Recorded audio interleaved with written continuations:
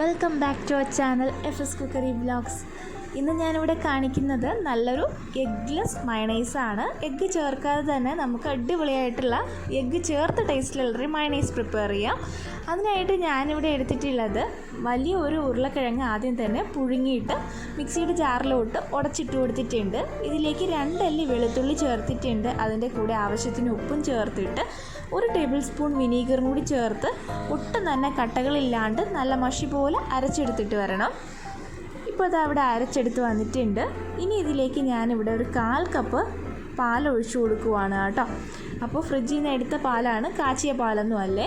അപ്പോൾ 1/4 കപ്പ് പാൽ ഒഴിച്ചു കൊടുത്തിട്ടുണ്ട്. അതിൻ്റെ കൂടെ തന്നെ ഒരു 1/4 കപ്പ് എണ്ണയും കൂടി ഒഴിച്ചു കൊടുക്കുക. ഇനി ഇതിൽ വേണമെങ്കിൽ മാത്രം 1/2 ടീസ്പൂൺ കുരുമുളകും കൂടി ചേർത്ത് കൊടുക്കുക. അത് ഓപ്ഷണലാണ്, ഇഷ്ടമുള്ളവർക്ക് മാത്രം ചേർത്താൽ മതി കേട്ടോ.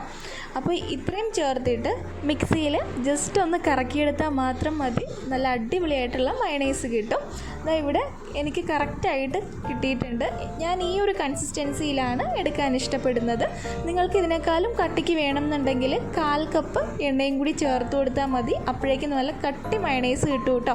അപ്പോൾ നിങ്ങളെല്ലാവരും ഇത് ട്രൈ ചെയ്ത് നോക്കുക. ഇതിൻ്റെ ഫീഡ്ബാക്ക് എന്നെ അറിയിക്കുക, എങ്ങനെയുണ്ടെന്ന് പറയുക. കഴിഞ്ഞ ദിവസം ഞാൻ അപ്ലോഡ് ചെയ്ത അൽഫഹാം ചിക്കനൊക്കെ പറ്റിയ ഒരു മയണൈസാണ്.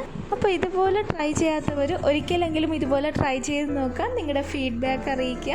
എല്ലാവർക്കും താങ്ക്സ് ഫോർ വാച്ചിങ്.